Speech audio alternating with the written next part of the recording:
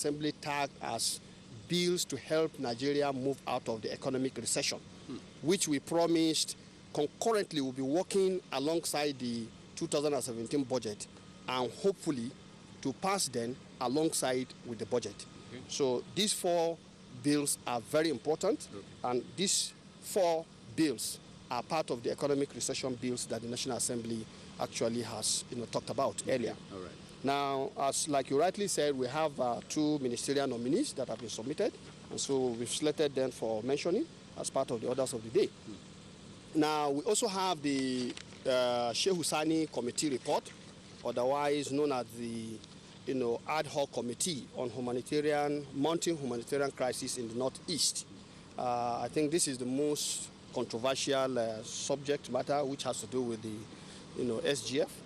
And so that report is going to be considered today. Okay. It's been laid before, and so today is going to be considered by the Senate. All right. Now, we also have about 11 bills which are going to be read the second time. What it means simply today is that we will be debating the fundamental principle behind the various bills as slated. Okay. And I think, the Nigerian Postal Service Act, repeal and amendment, and then we also have the Bill on Federal University Gashua, Federal Colleges of Education Act. We also have establishment of Federal College of Education, Gumel. We have the amendment of the Central Bank Act, and then the Pension Reform Act, and then protection of personal information processed by public and private bodies. And then we also have the Chartered Polymer Institute of Nigeria and similar bills. Now, we also have the one dealing with managing and enforcing of unclaimed funds to establish the Unclaimed Funds Regulatory Authority. I think this is also one very important element of our economic recession bill, because like Nigerians are worried the issue of unclaimed funds, either as dividends or even in bank accounts where something has happened and they are just lying there and people are not claiming them. So these are unclaimed funds, and I think the National Assembly would like to see that something is done about it. Well, I can see a lot of things are being covered, but one question that is still agitates the minds of the public is the budget. What is happening to the budget? Well, last week, like Nigerians rightly noted, of course, the unfortunate incident having to do with our Appropriation Committee chairman, I want to believe we've put that behind us. Whatever it is, I think they've returned his document, and he has gotten down to work. As much as I know, the work of harmonization, cleaning data, making sure everything as it is properly done, I think is right now in process. And as much as I cannot say exactly when the report of that committee, for which I'm also a member, will be laid, I think I want to say that we are almost done. Should we be expecting anything this week, within the week? Well, if you say within the week, since I'm not aware, it's not in our order paper today, we have only tomorrow for this week. Whatever it is, I want to believe it will not take long, because we are equally worried for the budget to be passed so that the bulk of the work that has started under 2016 can be consolidated through the instruments of the 2017 appropriation. So we are very sensitive and we are equally worried. We are working assiduously to support the, Mr. President, President Muhammadu Buhari, and I believe whatever we are doing here is actually, a confirmation of the fact that we are working all together to pull Nigeria out of the, recession. Thank you very much. My pleasure. Thank you very much. Thank you. Well, that's, as I said, is the spokesperson of the Senate. Now we take you directly into the chambers for the day's proceedings. Happy viewing. Mr. Chairman, distinguished colleagues, I rise to second the motion moved by the leader that the Senate do receive the special assistant to the President on National Assembly matters and the nominees into the chambers. I so second.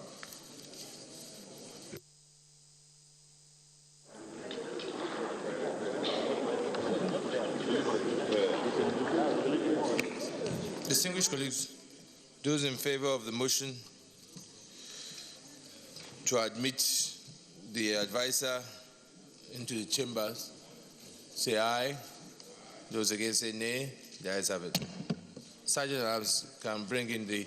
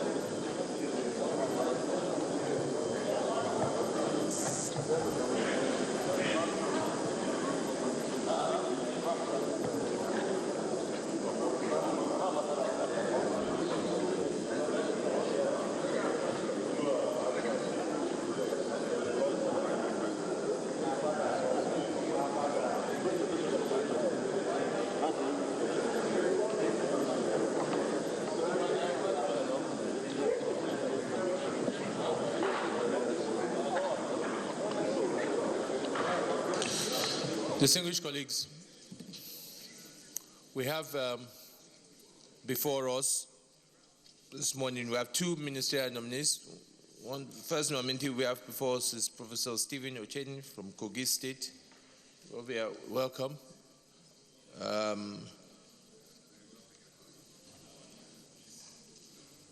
By practice, we'll first allow you to tell us a bit about yourself. Maybe there are parts in your biodata that you want to update or acquaint us with, and give us a background, and after that you take questions from the senators. So I yield the floor to you. Thank you.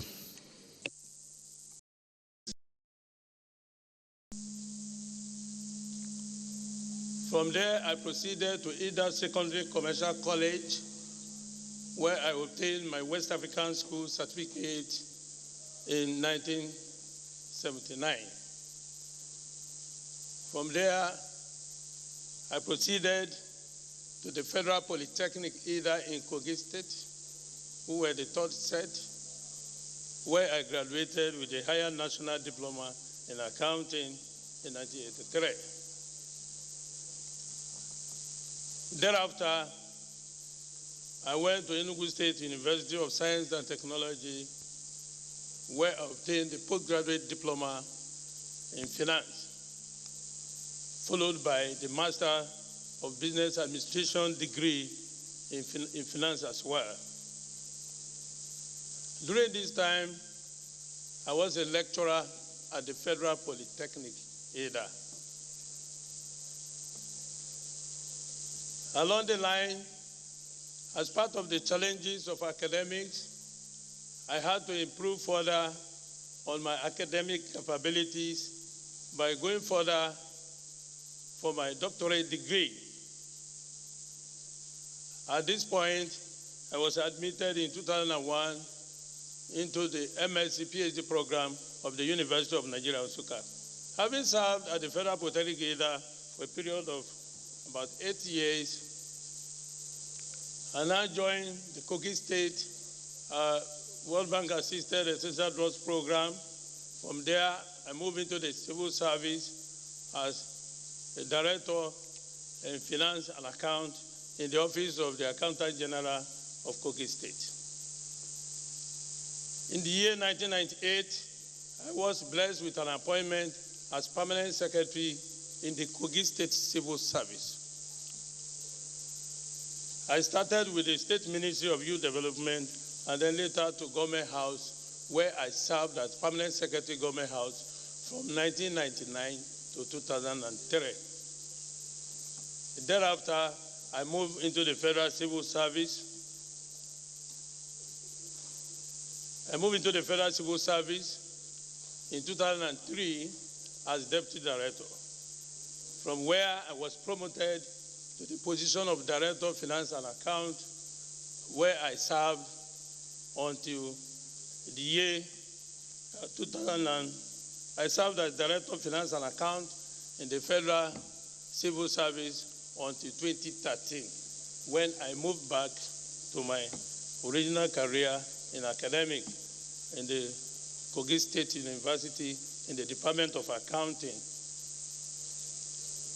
So today, up to this moment, I've been serving as a professor of accounting in the Department of Accounting, Kogi State University. Thank you, distinguished senators.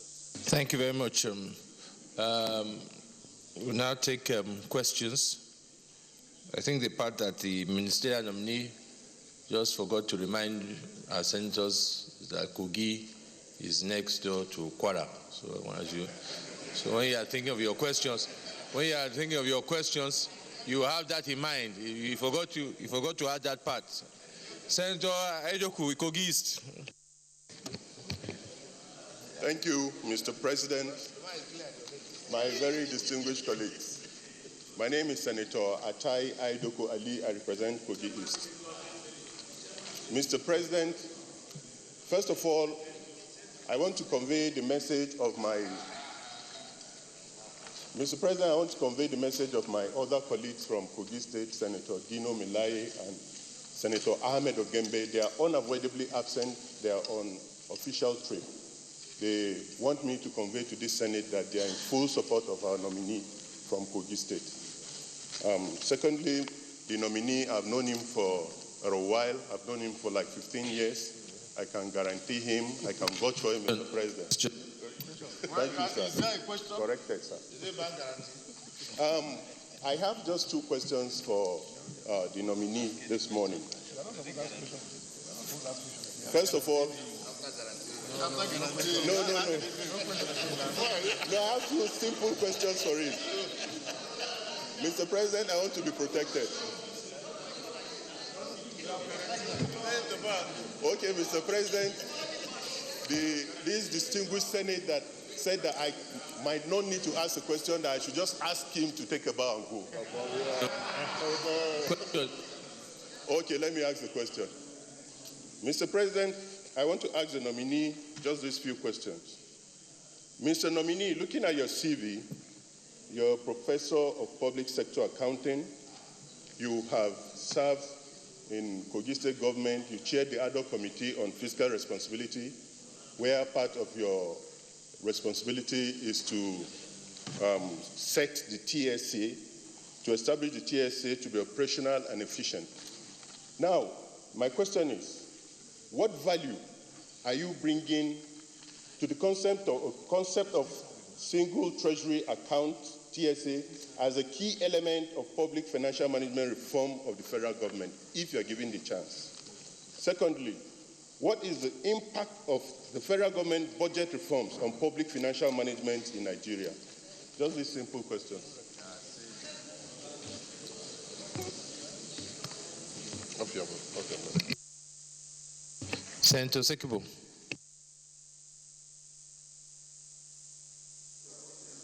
You gave him a good landing. Mr. President, I am Senator George Thompson Sekibo. I represent the Rivers East Central District. Mr. Nominee Professor Stephen Ochenyi, I think you have generally done very well. We need people like you in government who have vast experience. So I want to raise 4 simple national questions so that with your experience, you'll be able to advise us and perhaps advise the Federal Executive Council. If by the grace of God, you are confirmed today. Question number 1. After 103 years of amalgamation as a nation and 57 years as a sovereign state, over 80% of Nigerians still behave in this way, protecting his or her ethnicity or state.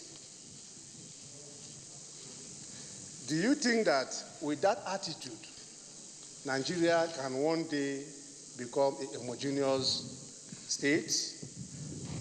How can we work towards achieving that? Number 2, do you think that every Nigerian believes that we are indivisible and indissoluble entity as stated by our Constitution, when those at the top of leadership still protect people from their ethnic nationalities, appoint and employ people from sectors of the country without minding even the federal character principle in Section 14 of the Constitution? And when Nigerians who are not from a particular region live in a region with fear perpetually, when do you think and how do you think we can do out of this and come out safely as a people of one nation? Question number 3. Only you.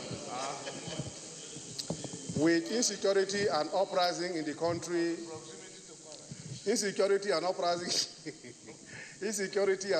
in the country are basic symptoms of non-cohesiveness, lack of confidence in coexistence, and lack of faith in oneness.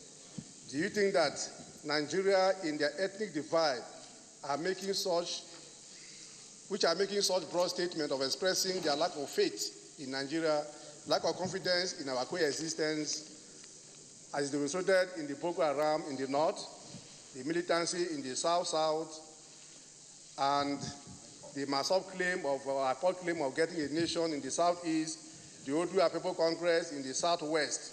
Do you think that with all these dissenting forces and near uprising in the country, there is a need don't you think that with all these dissenting forces and near uprising in the country, there is a need to see it as a country to redefine our mode of existence, either through a sovereign national conference or whatever name it will be given to? I will told the fourth question. Thank you very much, Mr. President.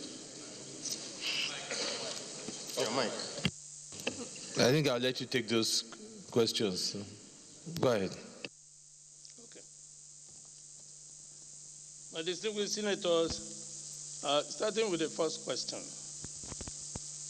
The Treasury single account, which was an assignment given to me in Kogi State, for which I have delivered a report, was the first question.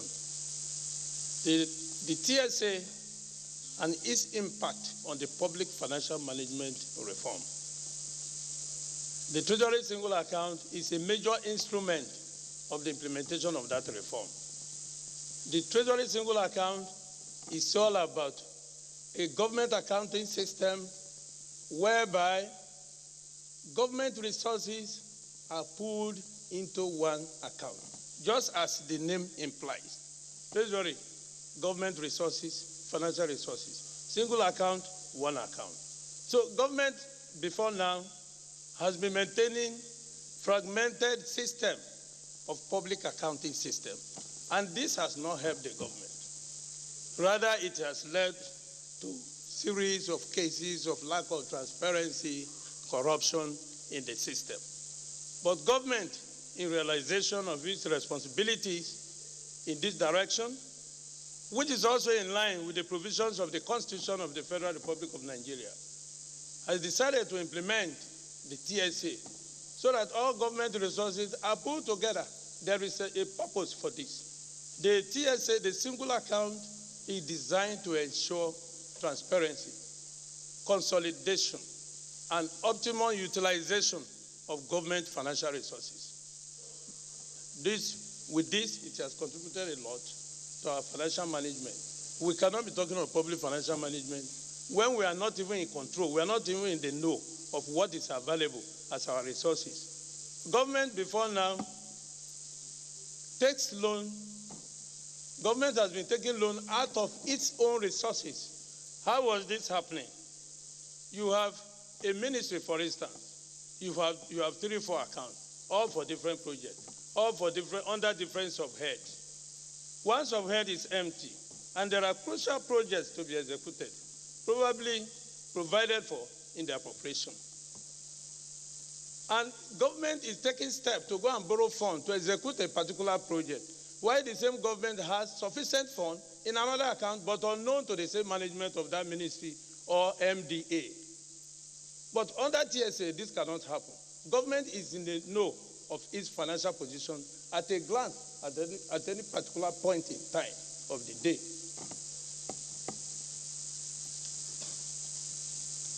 Then the budget also has a big role to play when we talk of public financial management reform. Why do we even prepare budget? In the first place, that's a fundamental question.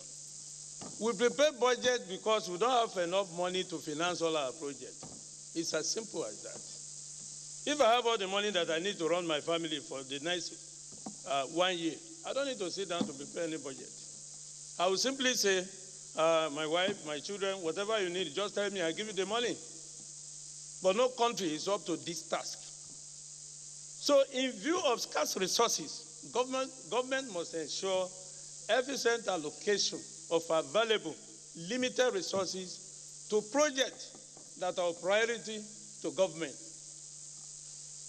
If you have little at your disposal, then of course you have to identify your priorities. And in identifying your priorities, all you need to do is to prepare a budget.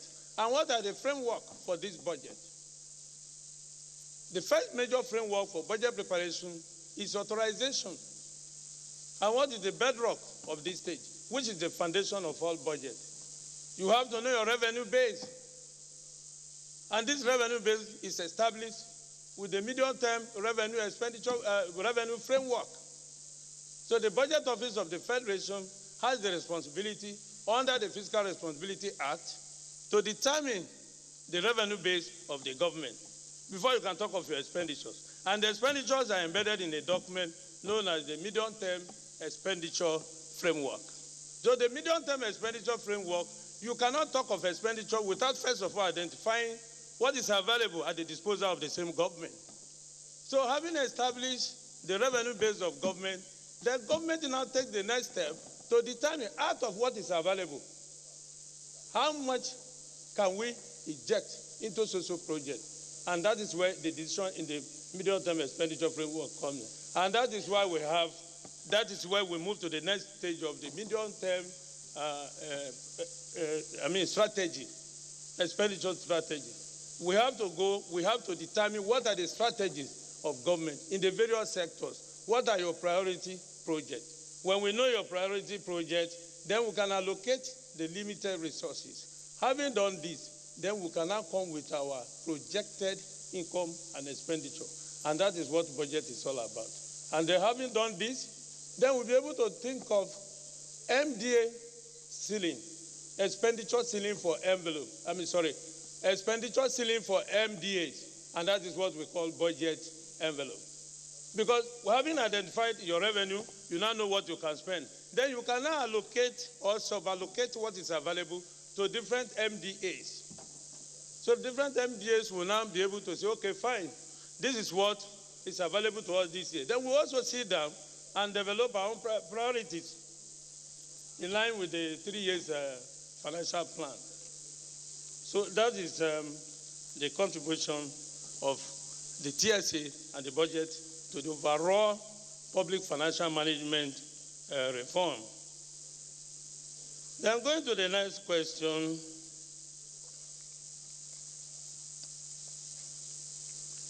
The other question borders on issues that have to do with sovereignty of our state. After 1 or 2 years of amalgamation, we are still somehow behind on issues homogeneous living. I think ethnicity, as much as possible, the human nature identifies with its origin. That's the little I can say about it, the human nature. But in government cycle, we should be able, as much as possible, to know that the national agenda must be implemented for the benefit of the entire nation. We should not allow our differences as a result of our ethnic belonging to override our public interest in the implementation of government programs and policies. All right. Senator Aliru.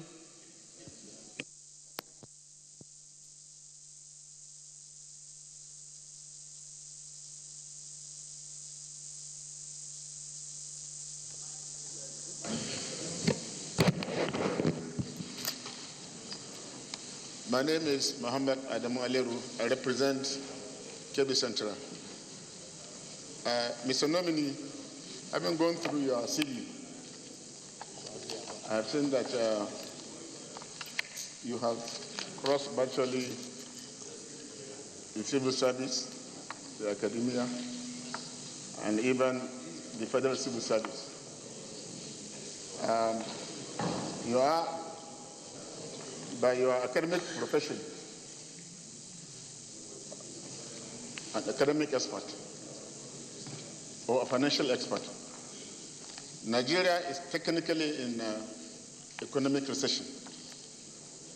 Should this Senate confirm you as member of the Federal Executive Council, what measures would you proffer to the Federal Executive Council to get Nigeria out of economic recession? Having served as a lecturer in the university and also in the polytechnic, one of the problems Nigeria is facing educationally is incessant strike action by lecturers. What measures would you propose to end the crisis in our university? Thirdly, you have served as ad hoc chairman of Fiscal Responsibility Commission. The budget of developing countries is supposed to be 70% capital, 70% capital, 30% for personal emoluments. Presently, Nigeria is implementing a budget at most 30% capital, at worst 10%, 15% capital, and all the rest end up as personal emolument and running cost. What would you suggest is a way of getting out of this problem? Thank you.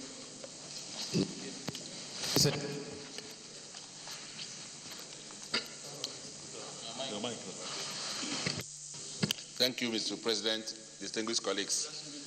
Prof, just two quick questions. I'm sure you're aware that two of the most challenging things for us as a nation now is corruption and poverty. Now, as a professor of accounting, I'm sure you're also conversant with the war against corruption in Nigeria, which appears to be a post-action response. That is to say, somebody has embezzled money, is arrested, investigated, probably prosecuted, which is usually endless anyway. Is it possible to use accounting principles to block holes, to make it impossible for monies to be embezzled, from your experience? And secondly, on the issue of poverty, I've seen your resume. It appears written extensively on the issue of poverty reduction. As someone who will likely be a member of the Federal Executive Council, what do you think should be the poverty reduction strategies for this government to enable us to address the imbalance and the embarrassing poverty in our land? Nominee, Mr. you answer those questions. Okay.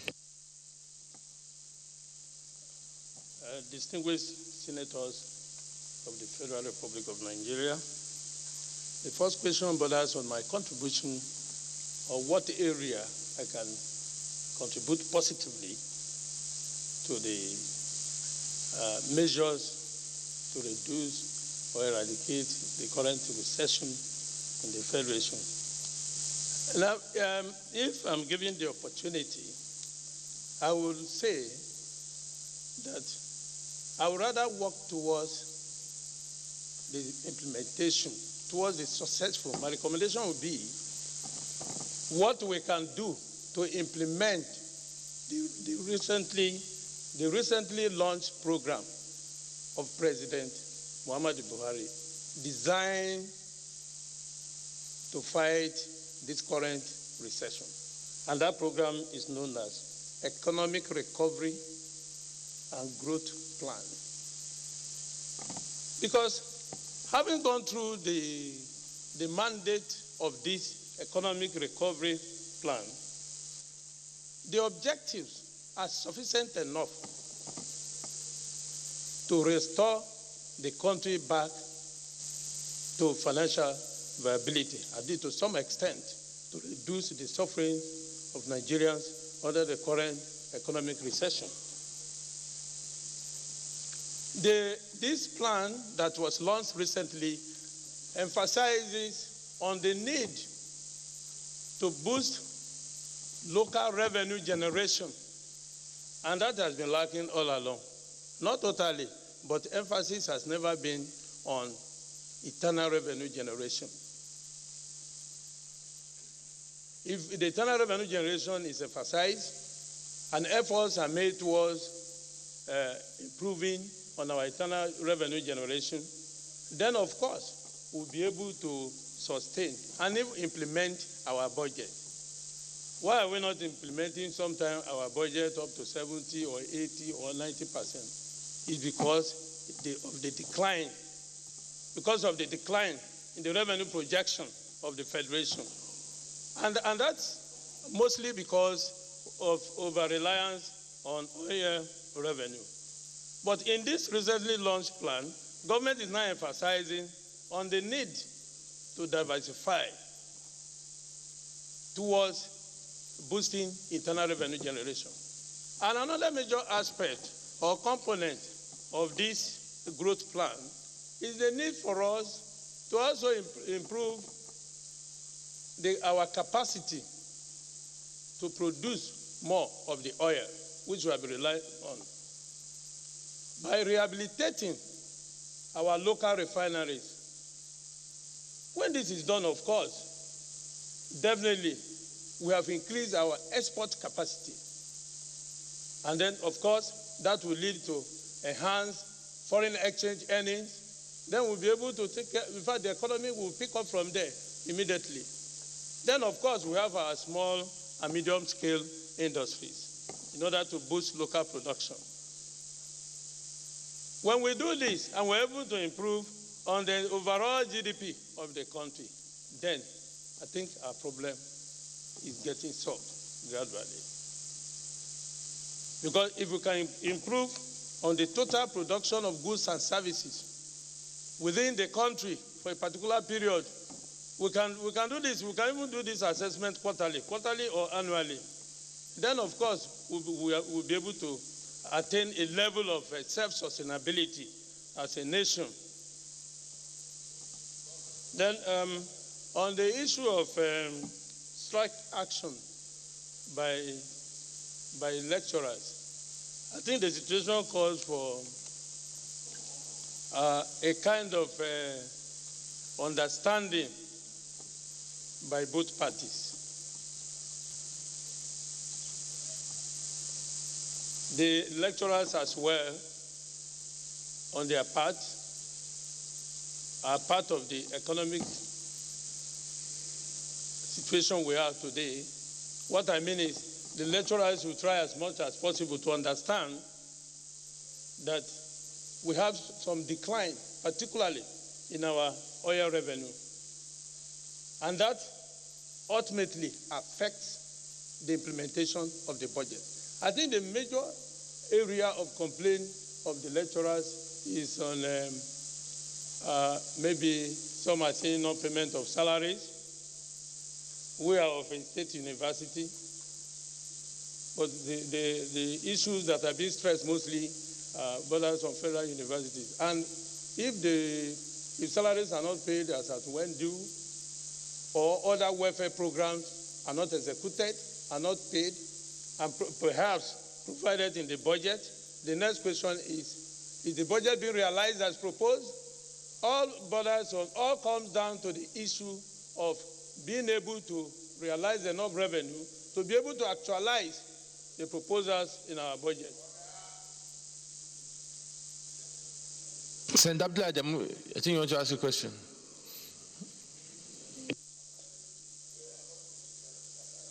A very, very short one.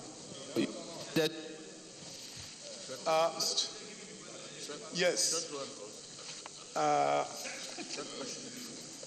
Very distinguished nominee. This is a neighborhood policy.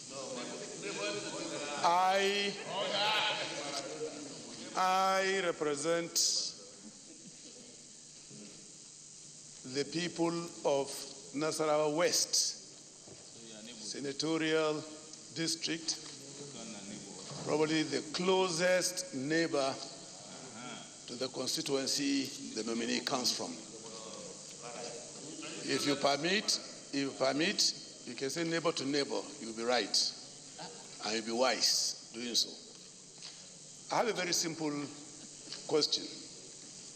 As a nominee, you are being brought as successor to the late Mr. Ocholi, SAN, of blessed memory. My simple question to you is,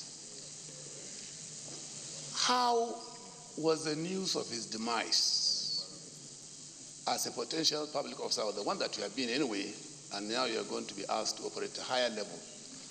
How would you assess the receipt of the news of the demise of Mr. Ocholi?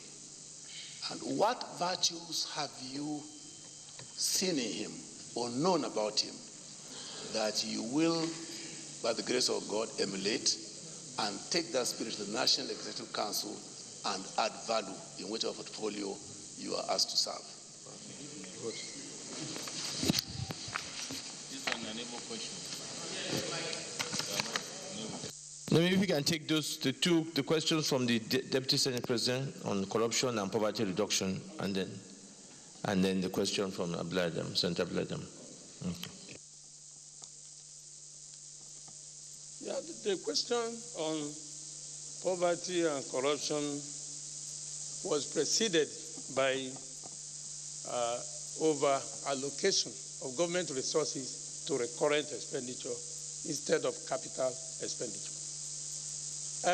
Like I said earlier, the economic growth plan emphasizes also on the need to reduce budgetary allocation to recurrent expenditure. It seeks to increase allocation to capital by 10%, and then to review downward allocation for recurrent expenditure. So by this, if our capital expenditure is improved by whatever percentage in the budget, then of course there will be an improvement in the overall development of the country. And that will go a long way to reduce poverty. When there's development, take for instance, even from the stage of capital project development, capital project execution, people are being employed. Employment is being generated at every level, even from the start of implementation until the projects are completed. So if we increase our capital expenditure allocation by any percentage, we're also reducing poverty by that percentage. And I'm sure this is one of the ideas behind government wisdom in advocating increase in capital expenditure. And also we should be able to, as much as possible, encourage our graduates to take more interest in self-employment scheme. Because the public sector cannot continue to absorb 100% of our graduates every year, as it was in the past. Because if we develop the private sector, and the private sector cannot develop without increasing our capital expenditure allocation. Because by doing that, we are creating an enabling environment that will attract foreign direct investment. And then the economy will pick up, and then we'll be able to create more jobs. If you are a welder, for instance, and there's no power supply, and you have to go and hire a generator, you have to pay exorbitantly for petrol and all that, then in fact, the job crumbles. And then you lay off the people that are working with you. So the impact of government expenditure in capital expenditure on the development of the private sector is very enormous, and cannot be set aside at all. Then the last question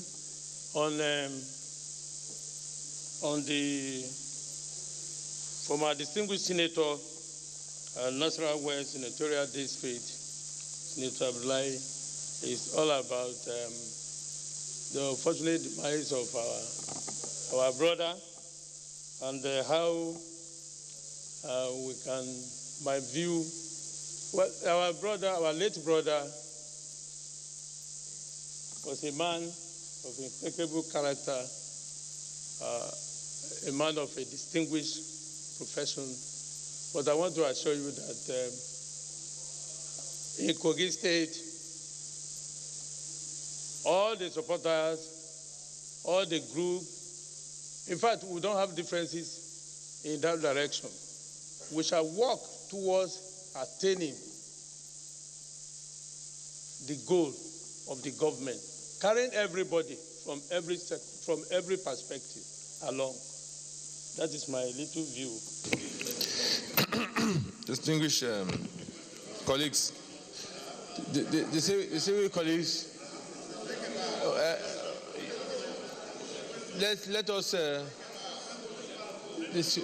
distinguished colleagues, there are too many who's.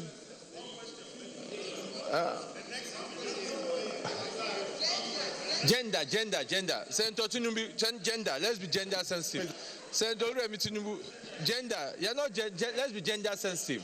Gender. Thank you, Mr. President. Thank you so much, Mr. President. Professor Ocheni, my questions are just two and quite simple. From your CV, I was just planning, assuming you are assigned to the Ministry of Employment, Labor and Productivity. My two questions will be, what would you do about the youth and employment problems we have in the nation right now? And May 1st was Labor Day, and Nigerian workers are agitating for 65,000 naira as their minimum wage. With these two questions, what would be your advice to the Federal Executive Council on the way forward? Thank you. Thank you, Senator Tinubu. Yes, take those two questions. Senators, my advice would be for both government and labor to go to a round table and discuss the possibility of implementing the minimum wage. This discussion will be anchored on the budget of the Federation. It's like, if your children are demanding for 100 naira and you have 10 naira in your pocket, not until you disclose or you declare your asset, they will not believe in what you are saying. By the time government and labor go to a round table, then we'll be able to tell the labor, look, you people are asking for this. The implication of this for a civil servant in a month, for so number of months in a year, times so number of category on level 1, 2, 3, 4 to level 17, the government liability will amount to so much. And then right now, government is emphasizing on the need to reduce allocation to recurrent expenditure. And personnel cost is a major component of recurrent expenditure. So how are we going to do this? Look at your road. My dear comrade, you have traveled from Cross River. You have traveled from Kogi State. How were you feeling traveling on your road with all the potholes? This is what the government wants to do. Then, please, if you are in my shoes, if for instance, if you are holding a meeting with the Minister for Labor, you will tell them, if you are the Minister for Labor, what will you do? Given this budget at your disposal, do you want us to use this budget to pay for salaries alone? Then at the end of the day, you strike a balance. It may not really be what is being asked for. That's my advice, sir. Distinguished colleagues, we put to a question that if they wish of these colleagues that the nominee take the bow and go. Thank you. Nominee, you can go and take your bow and go.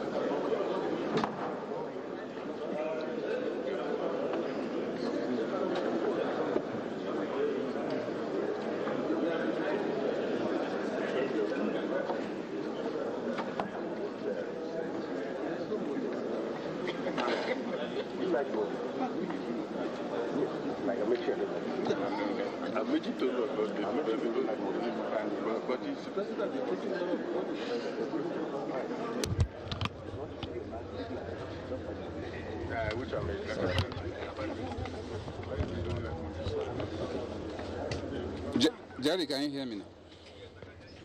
Okay.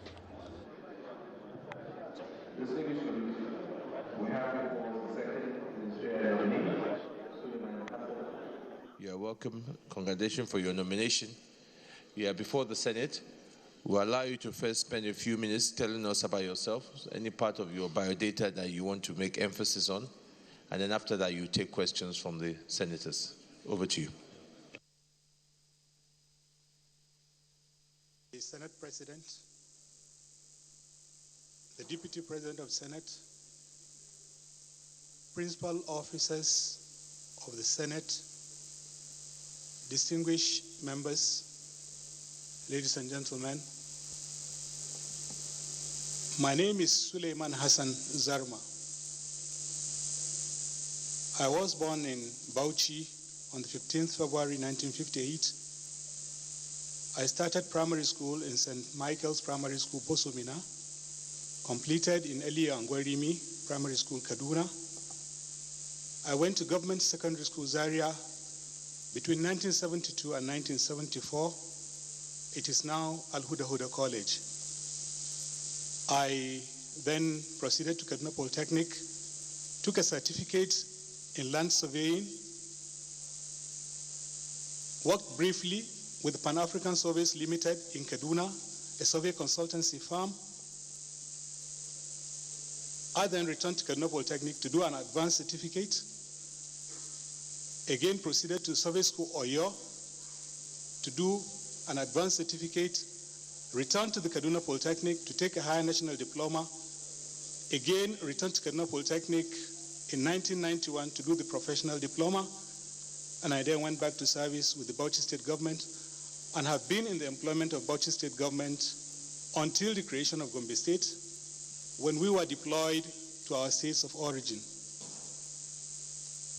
As a civil servant, in 2002, I was appointed a local government chairman. Mr. Senate President, permit me please to say, in 2002, when I was appointed local government chairman, distinguished Senator Joshua Lidani was the deputy governor of that administration, and distinguished Senator Usman Bayero Nafada was the speaker who screened me to become a local government chairman.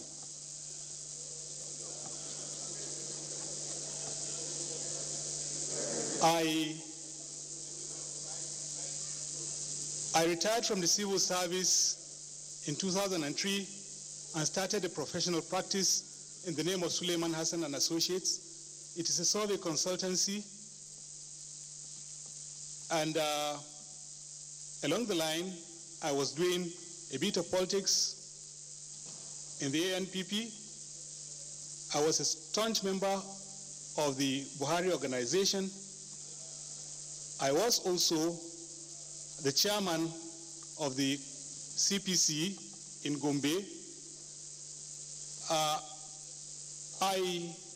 In my private practice as a surveyor, I was an active member of the Nigerian Institution of Surveyors, and I came to the Surveyors Council of Nigeria as a member of council representing the Nigerian Institution of Surveyors between 2004 and 2011.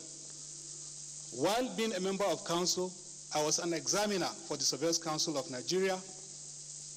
And in 2015, I became the registrar of the Surveyors Council of Nigeria.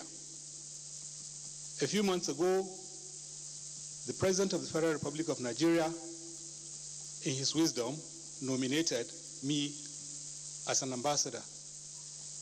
I went through the screening by a committee of this hallowed chamber, and subsequently, he now appointed me again as a ministerial nominee. Distinguished Senate President. Leader of the Senate.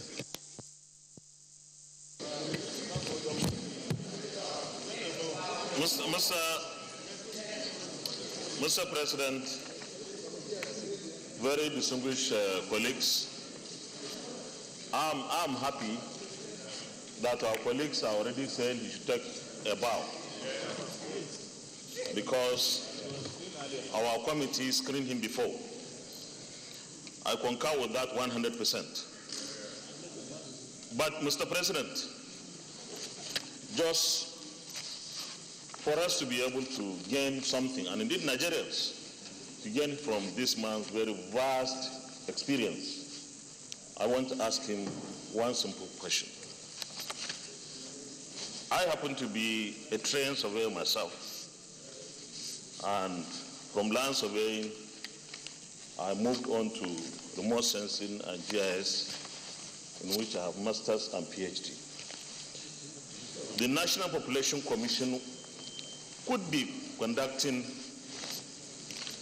a census sometimes next year. The INEC would be arranging elections, general elections by the grace of God in 2019. These two organizations require so much of the training you have in the area of defining and demarcating those areas that we need to either take the population census or conduct our elections in senatorial, district or federal constituencies, or even state assembly constituencies. Please educate us on how the National Population Commission would benefit from this very vast experience and this technology. And of course, INEC, that wants to go digital all the way, could use the remote sensing and land surveying expertise and technology that we have, so that they can easily identify and work on those electoral units. Thank you very much, and I wish you the best. Senator Bayero. Senator Bayero, I hope you have a question. Please, Mr. Chairman. Okay, thank you. Senator Leyani, I hope you have a question. You have a question. All right. Thank you, Mr. President, distinguished colleagues. My name is Joshua Lidani. I represent Gombe South. Like the nominee has mentioned, both myself and Bayero Nafada had interactions with him. He was chairman of the caretaker committee, which we appointed, and they were screened by the House of Assembly. And we found him to be a very capable, diligent, and hardworking person. And he was born in Bauchi. He went to primary school in Boso. And you know Boso is Niger State, which is neighboring Kwara State. It's neighboring Kwara State. And I think having gone through the process of screening before these honored chambers, and now he's coming before us, I think I'll crave the indulgence of the entire Senate to allow him to take a bow.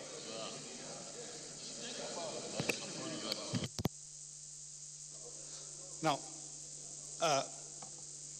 Mr. President, sir, the leader asked how our knowledge in surveying the technologies and the innovations in the industry today can help the conduct of census. Good enough, Your Excellency. In 2006, I was also a consultant on Geographic Information System for the National Population Commission in Benue State specifically. And they deployed those techniques that the leader was talking about. There were aerial photographs, and then we did enumeration area demarcation based on the satellite imageries. We were doing like thematic mapping. But what they did then was take a particular area, a particular polygon, calculate conduct an actual census on those polygons, and then replicate the numbers in the polygon so generated in a whole area. That was how that was used then. But now, the technology has gone further because we have real-time imageries that can even pick people or can pick density of people depending on the software that is used and the satellite imageries that are used. So I think this can be used both by INEC and NPC simultaneously.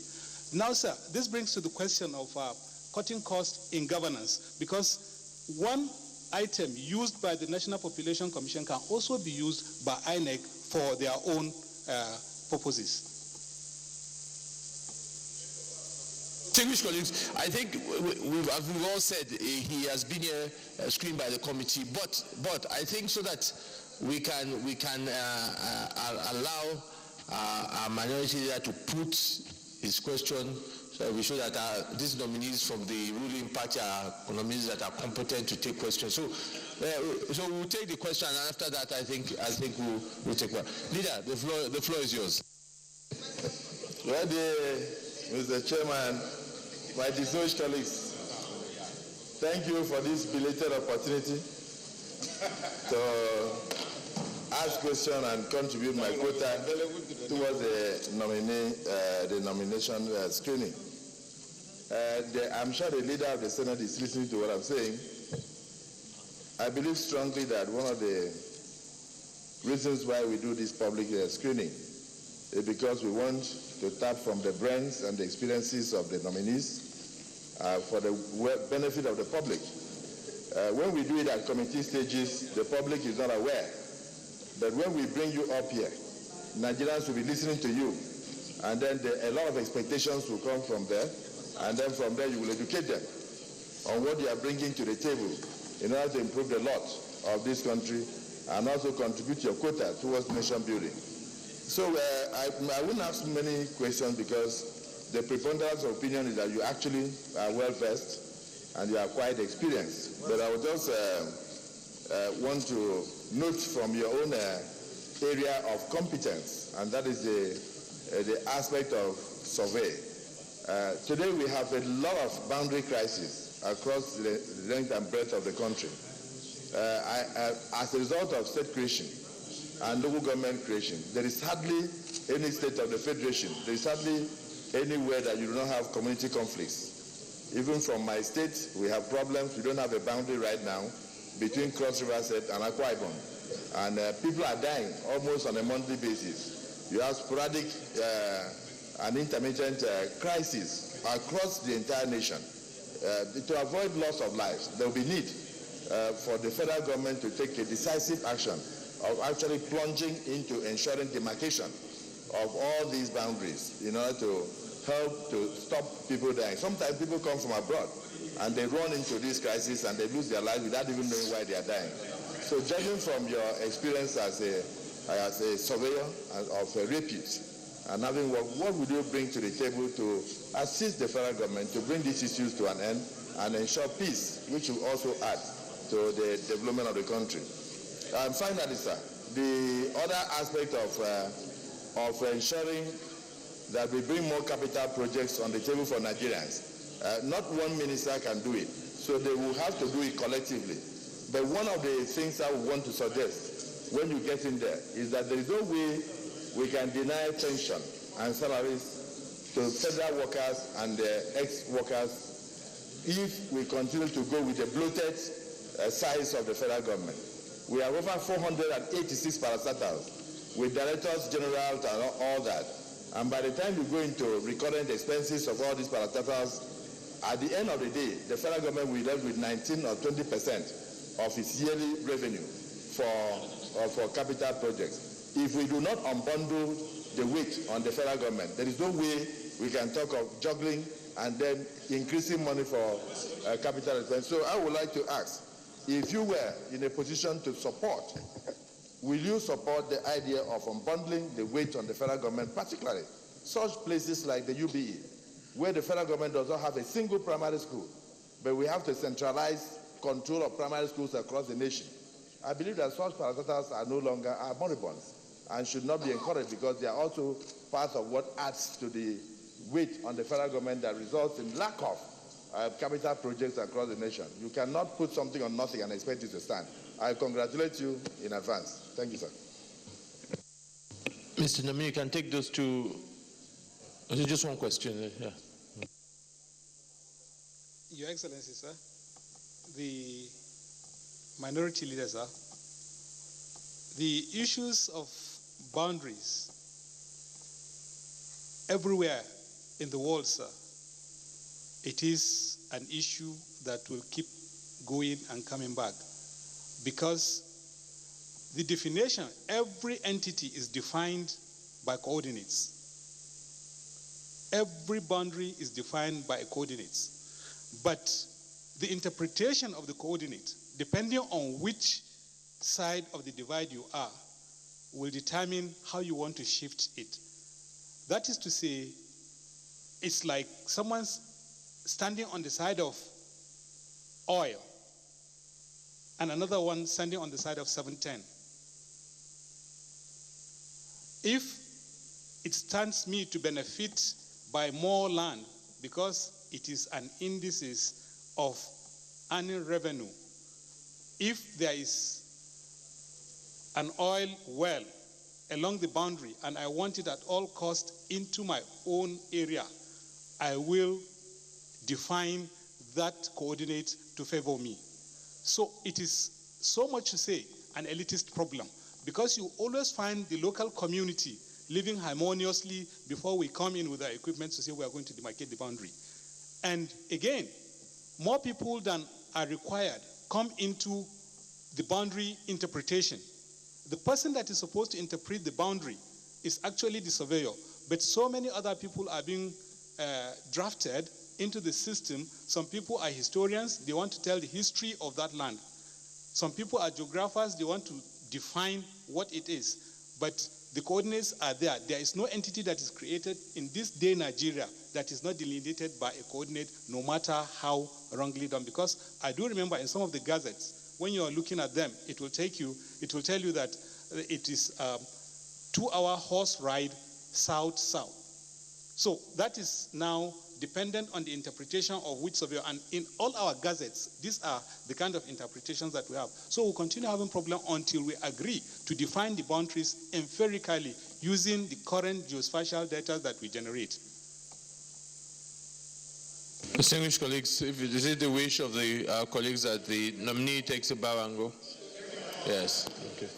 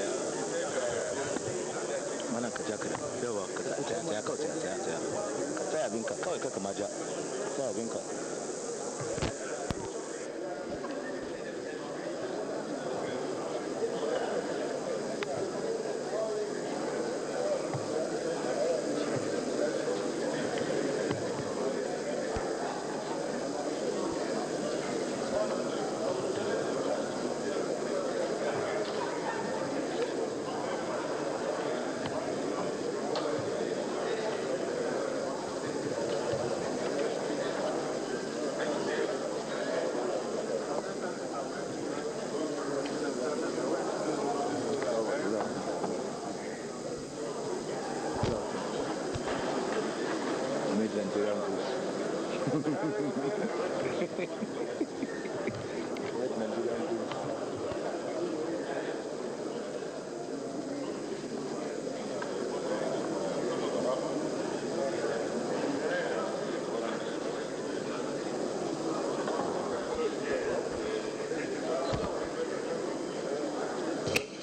Distinguished colleagues, does anybody have any questions or comments? If not, let me then put the question then. Will the Senate approve the confirmation of the nomination of Professor Stephen Ocheni as a Minister of the Government of the Federal Republic of Nigeria? Those in favor say aye.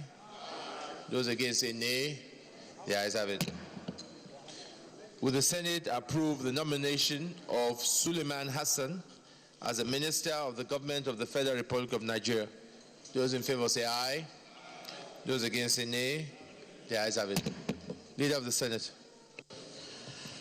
Mr. Chairman, I move that the Senate reverse to plenary for the chair to report progress.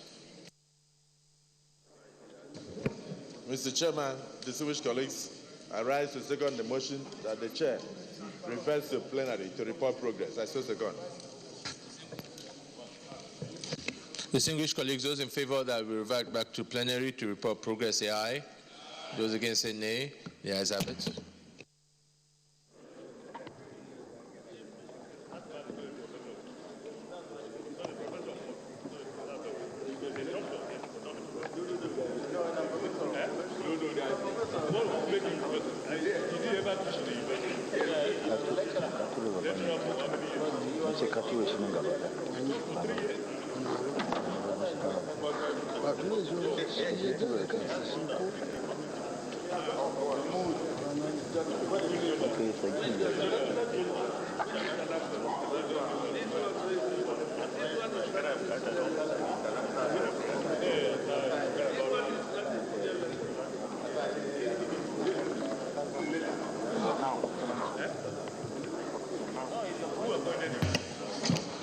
Distinguished colleagues, the Senate in the Committee of the Whole considered the request of Mr. President CNC for the confirmation of nominees for appointment as ministers of the government of the Federal Republic of Nigeria.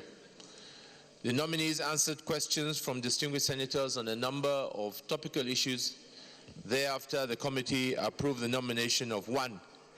Stephen Ikani Ocheni, Professor, Kogi State; 2. Suleiman Zama Hassan, Gombe State, as ministers of the government of the Federal Republic of Nigeria. Is this a true reflection of what transpired in the Committee of the Whole?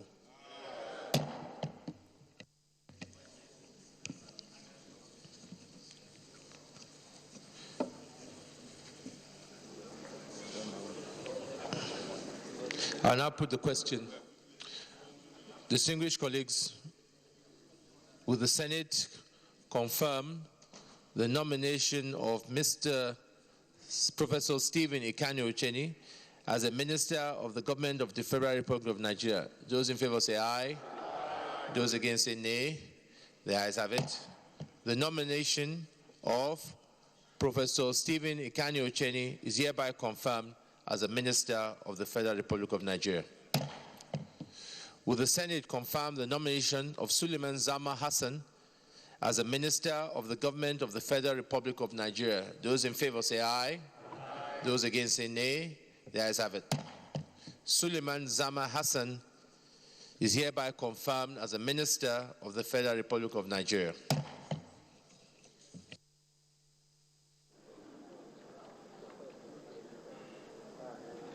Distinguished colleagues, let me, on behalf of you and the entire Senate, congratulate the new ministers on their confirmation, and we hope that their contribution to the Executive Council and to the government at this very, very important time will be immense and will add a lot of value to the government. The challenges are enormous, and I hope they appreciate it, and we do hope that they contribute their best towards the success of the government. I wish them all the best of luck in their service and to development of our great country. Leader of the Senate.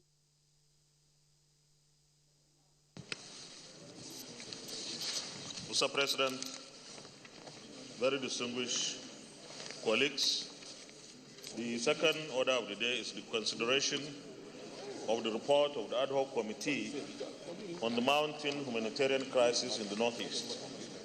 Mr. President, you may wish to invite Senator Shehu Sani to move the motion for the Senate to consider the report of the committee. Senator Shehu Sani.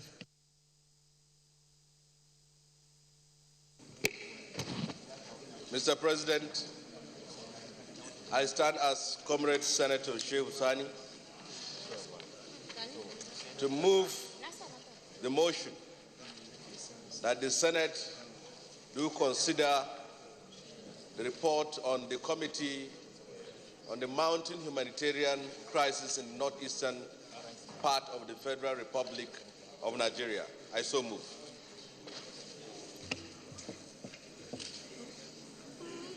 Senator James Manager.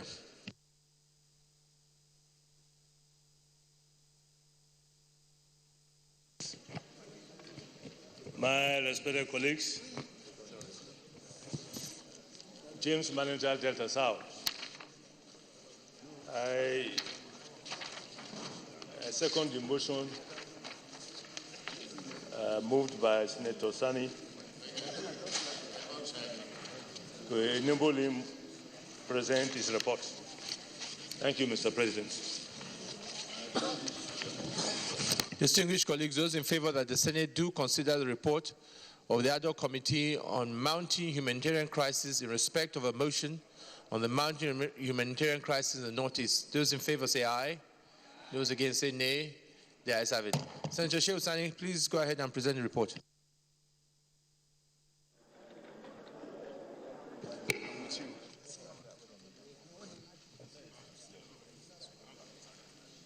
Mr. President, I thank you for this opportunity. At last, the Committee on the Mounting Humanitarian Crisis in the Northeast has been able to complete its assignment, and we are here with a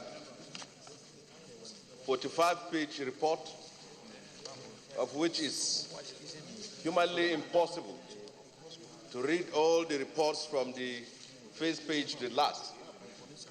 So I crave your indulgence in order to make space available for distinguished colleagues to make meaningful consideration and contribution. I will request that I skip the introduction and so many of the initial points that have been made here. I will limit myself to the findings of the committee and then the recommendations which will guide the debate and deliberations in this chamber. Mr. President, I will graciously ask my colleagues to move to page 15 of the report, 7.0, which is the findings. As you could recall, this committee did a thorough job. Before summoning all the necessary persons that need to be summoned and the major stakeholders, we had to travel to the Northeast to get our facts right. And we came back and did a public hearing, submitted our interim report, and this is the final report before the Senate. The findings of the committee starts with A. The committee found that as of 1st December 2015, the sum of 352,865,587 naira and 42 kobo only was the balance amount mopped up from the funds released for PINE in 2014. PINE stands as Presidential Initiative on the Northeast.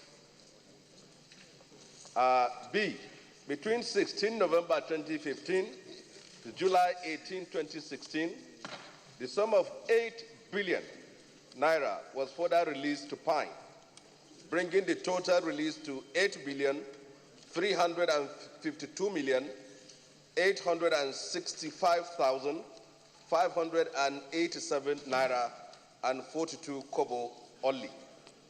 During the period under the review, the Presidential Initiative on the Northeast Pine has expended the sum of 6,818,748,776 naira and 24 kobo only has been expended in the three phases project, leaving a balance of 2,026,010,970 naira and 88 kobo only. Below is a summary of the income and expenditure account of Pine, completed and ongoing projects for the Northeast from 8th of March 2016 to 18 September 2016. As stated, from 1 to 5 to 6 were receipts from 2014, 2015, and 2016 Appropriation Act. In 2.0, you have the less expenditure, which are in phases from phase 1 to 3, with a total balance of 2,226,010,970 kobo. And we have the outstanding liabilities, which stands at 468,309 and 039 million. The current expenditure, M&E project vehicles of our conferences is also stand as 1.3 billion. Now we're going to the key aspects of our investigation, which were contracts being awarded by Pine, the Presidential Initiative on the Northeast. The Presidential Initiative on the Northeast have awarded 39 contracts to various companies to carry out the removal of invasive species of plants, rehabilitations, renovation works, food supplies, consultancy services, and provisions of shelter, supply of tarpaulin cabins, etc.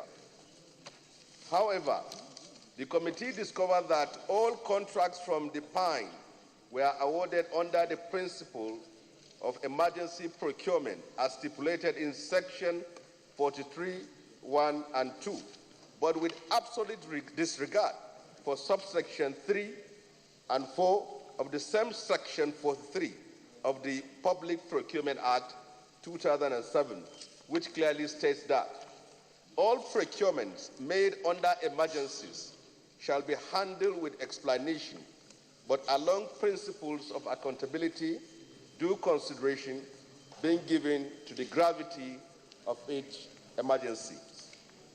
Number 2, immediately after the cessation of the situation warranting any emergency procurement, the procuring entity shall file a detailed report thereof with the Bureau, which shall verify same and appropriate issue a certificate of no objection. B, the committee observed that Pine awarded this contract with absolute disregard to the Bureau of Public Procurement Advice in a letter dated February 3, 2016, where BPP categorically stated that Pine should forward the outcome of the emergency tendering procedure, including the technical and financial proposal, to the Bureau for due process review before contract award, see Annexure 1. C, similarly, the committee also found out that the entire procurement activities carried out by Pine in the Northeast contravenes federal government's financial rules and regulations number 2948, which states that 3, under emergency situation, procuring entity may engage in direct or single procurement of goods, source of procurement of goods, works, or services. Further to subsection 1, procurement shall be made expeditiously without losing sight of the principle of accountability and transparency. 5, on the cessation of emergency situation warranting procurement under this method, the procuring entity shall file records of procurement proceeding with a view to obtaining certificate of no objection, if necessary, from Bureau of Public Procurement. Further analysis of procurement records and documents presented to the committee by PINE and Bureau of Public Procurement shows that all the contracts negate the provisions of the Public Procurement Act 2007 and the provisions of the federal government financial regulations as quoted above. E, that none of the bidders of all the contracts awarded by PINE possesses the mandatory requirement stipulated in Section 16 of the Public Procurement Act 2007 and were therefore not eligible to participate in procurement processes. I have with me the company's name in boxes and also the requirement which they met and the one which they failed to make. You can see them in clear. From Fastway Nigeria Limited, Josmon Technologies, D&A Facilities Managers and Properties, Hercules and Associates Limited, Halim, all these kind of names. UB Ventures, Green Cycle Continental Limited, Adamawa Bohol, Card Bell Resources Limited, Technocard Global Consult, TrueTech Engineering Consult and Services, Imbina Services Nigeria Limited, Quaila Ventures Nigeria Limited, Zigifto Ventures Nigeria Limited, Kalagu Dynasty Nigeria Limited, Salama Systems Limited, Roller Vision Engineering Limited, Aperion Nigeria Limited, Sahil Associated Consulting, Okrest Nigeria Limited, Damairo Nigeria Limited, Omruk Nigeria Limited, Lintex International Limited, Dantex Nigeria Limited, Raz and Hams Motors, Emmanuel Global Enterprises, Prime Coast Engineering Limited. Very innovative in names. You can see them in box. F. From the above, the technical evaluation analysis shows that all the companies that were awarded contracts were technically not qualified, going by the 6 pre-qualification criteria set out by the Public Procurement Act, the Bureau of Public Procurement, BPP. This suggests that some of the companies were incorporated for the sake of this contract. G, the evaluation conducted by PINE appeared flawed and showed that the evaluation committee either did not fully understand the process of bid evaluation, or they did it on purpose. For example, the chairman of the evaluation committee is an assistant director, administration. This is contrary to Section 22.5 of the PPA 2007, which clearly states that the chairman of the evaluation committee should be secretary of the tenders board, who incidentally is the head of the procurement unit and ought to be an officer in the procurement cadre. This is in line with the Office of the Head of Service of the Federation Circular Reference HCFS PSO 15513 of 31st of March 2008, which established the procurement cadre to implement procurement processes in ministries, departments, and agencies. The constitution of the evaluation committee did not comply with Section 22.4, which stipulates that professional staff of a procurement entity shall be included in the evaluation subcommittee. For example, in the case of rehabilitation and renovations of schools and removal of invasive plants and mini immigration projects should not have been treated under emergency procurement arrangement. 1. that further scrutiny of the documents revealed that there were, 1, no evidence of advertisement for all rehabilitation contracts carried out. 2, no evidence of submission of bidders register. 3, no evidence of bid return sheets at the bid opening exercise to authenticate those that participated in the bidding process. It was not a coincidence that each of the contract awarded was bidded by only 3 companies interchangeably.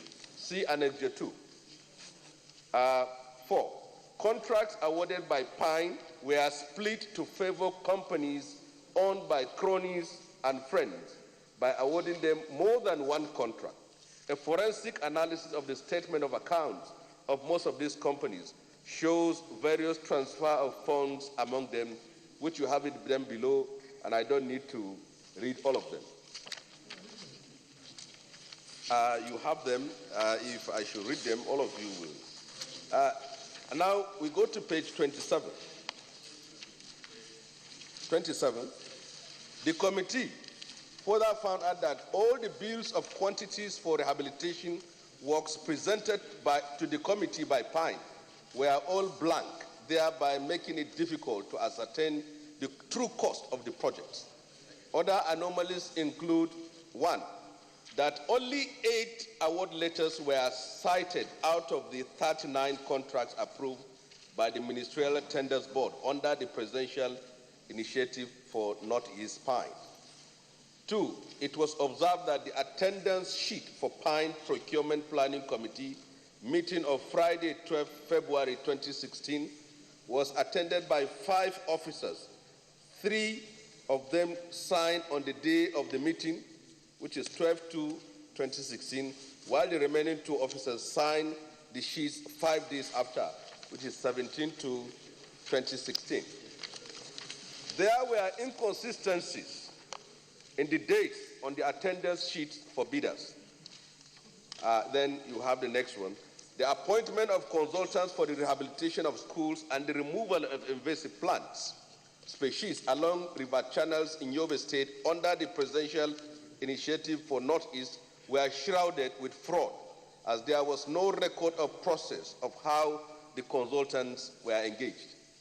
This is a clear violation of Section 44 of the Public Procurement Act 2007, which states that where a procuring entity which is to procure services for its needs which are precise and ascertainable, A, it shall solicit for expression of interest or applications to pre-qualify to provide the services by publishing a notice to that effect in at least 2 national newspapers and the procurement journal. That was not done. B, where the value of the services to be procured is less than 1 million naira, or with the approval of the Bureau of such a low value that only national consultants will be interested, the procuring entity may, without placing any notice, request at least 3 and not more than 10 consultants or service providers to make proposals for the provisions of the services in a format stipulated. And a statement of qualifications of the consultant to provide the services. B2, a statement of understanding of the procurement entity needs. B3, the methodology for providing the services. B4, the time frame for providing the service. And B5, the cost or fee for the service. Then we go now to K. The committee could not cite any document conveying Federal Executive Council approval on all the contracts above 50 million as required by the Public Procurement Act 2007. That most of the contracts awarded by Pine have no direct bearing on the lives of displaced persons apparently languishing in hunger, starvation, disease, squalor, and other deplorable conditions in all the IDPs, but based on pecuniary needs of the officials. The contracts under reference include Pine contributions to 2 conferences on rebuilding the Northeast at 50 million naira each. They contribute 50 million naira to conferences while the IDPs only having 2 million for food. The purported payment of 532,657,991 naira and 2 kobo to Josmond Technologies in 2 tranches, 272 million and then 258 million for the removal of invasive plant species, Komadogu, Yobe water channels. Now, the stereotype thinking was that the invasive plants were cleared for 272, but in actual sense, it is 530 million naira was used to clear grasses. You can imagine how grass costs in Nigeria. That the presidential initiative on Northeast took undue advantage of the provisions of emergency situation contract award in the Public Procurement Act 2007 to inflate contracts. Also, contracts were awarded to companies belonging to top government officials, cronies, and close associates. For example, Roller Vision Engineering, incorporated in 1990 with RC number 159855 at Corporate Affairs Commission, Abuja, to carry out information technology services anchored by Engineer David Lawal, the suspended Secretary to State Government of the Federation, was awarded consultancy contract for the removal of invasive plant species in Yobe State on the 8th of March 2016. The technical evaluation submitted to the committee by fine shows that the company has only 3 out of 6 pre-qualification criteria of BPP. No evidence of PENCOM, no evidence of ITF, no financial form, no evidence of financial capability, no relevant technical staff, and no equipment lease and proof of ownership. All this no belongs to Rural Vision, thus making it technically unqualified to be awarded any contract as required by Section 16(6) of the Public Procurement Act 2007. It was also discovered that although Engineer Lawal Babachir resigned the directorship of the said company in September 2016, Central Bank of Nigeria has confirmed to the committee that he is still the signatory to the accounts of the company as at Wednesday, 15 February 2017, which shares the same bank verification number with his personal account and 13 other accounts in commercial banks. See Annex 03, BVN attached to the copy as late. In the course of its investigation, this committee observed that Roller Vision Engineering Limited has become a destination pool for companies that were awarded contracts by Pine and other government agencies to make payments into Roller Vision's account, which is clearly stated there in EcoBank PLC as follows. Now, these are the Josmond Technologies. The company was awarded 2 contracts for the removal of invasive plant species, pine, at the contract sum of 222 million only. 58,132,735 naira. The 2 totaling 530 million was awarded to Josmond Technologies. They made the following payments. The Josmonds made the following payments to Roller Vision from Josmond to Roller. It's as follows. On 29th of March 2016, 8 transfers were made, and all the transfers that were made are all there on page 33 for your own perusal to see. And then we move now to page 34. Josmond Technologies Limited, as specified above, transferred over 317 million to Roller Vision Engineering Limited. See bank statement. All these transfers, lodgements, were all in the bank statement and the details given to us, not by the office of Sheikh Husani, but by the Central Bank of Nigeria. So this is all you have, which includes Messrs. Adamawa, drilling boreholes, UV Ventures Limited is there, what they collected from it and how much they transferred to Roller Vision. The Birthday Brothers Multi-Services, these are all the funds, the monies they collected. Birthday Brothers Services Limited, these are all what they have collected. And then all in total is all in the annexure which you have.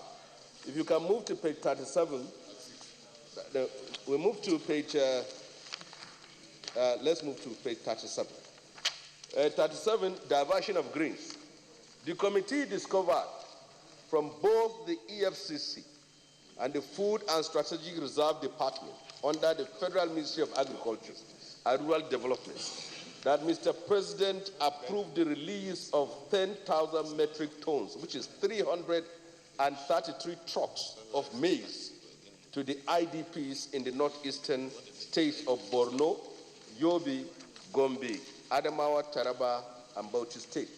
The distribution of the commodities to each state is as follows. You can see Borno 113 trucks, Yobe 70 trucks, Adamawa 70, Gombe 25, Taraba 30, Bauchi 25. The Federal Ministry of Agriculture and Rural Development delivered 293 trucks out of the 333 trucks. And there was a case of conspiracy, criminal breach of trust, due to the diversion of 40 trucks meant for Borno State IDPs. 40 trucks were diverted, belonging to orphans and widows, by one of the transporters engaged to make delivery. The case was referred to the EFCC, and the following findings came to the fore. Mass Multi-Concept Limited was awarded a contract by Federal Ministry of Agriculture and Rural Development for the transportation of 10,000 metric tons of maize to IDPs camp in northeastern part of Yobe, Borno, Adamawa, Gombe, Bauchi, and Taraba. The grains were to be lifted from federal government silo complexes in Jos Plateau State, Mina, Niger State, and Birnin Kebbi in Kebbi State, respectively. Mass Multi-Concept Limited engaged the services of Elephant Group. You can see the kind of names they are using.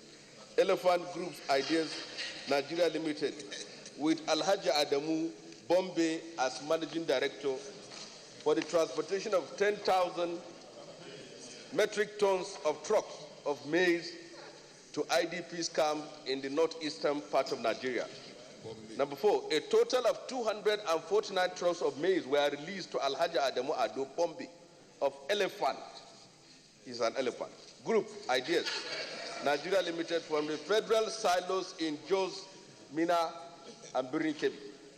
A total of 65 trucks out of the 249 trucks loaded from silos were diverted and did not reach their intended destination. In the course of our investigation, 6,500 million cash, 2,300 million draft, million draft were recovered as proceeds of crime. A total of 53 out of the 65 diverted trucks of grains have been recovered from suspects and delivered to National Emergency Management Agency's warehouse in the affected states.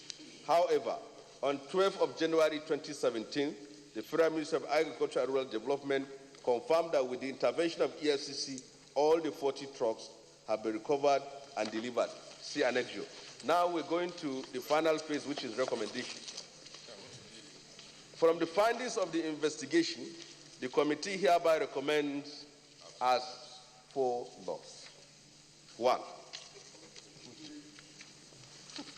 that there is evidence of malnutrition, hunger, and starvation among the internally displaced persons.